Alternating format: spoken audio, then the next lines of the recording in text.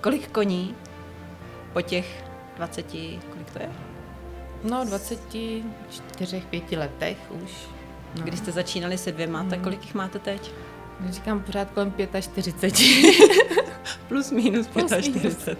Hlavně se snažíme jakoby z chovu vyřadit vždy všechno, co jenom trošku vykazuje náznak nějaké charakterové jako disbalance, jestli to tak můžu říct. A chováme jenom na těch úplně top.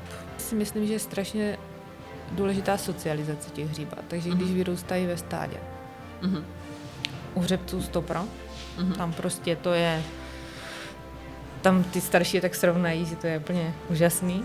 Když by někdo se rozhodoval, že si koupí kladrubského koně, ať už bílého nebo černého, na co by měl koukat? Nebo podle čeho vybírá? Nebo podle čeho třeba i ty si vybíráš koně?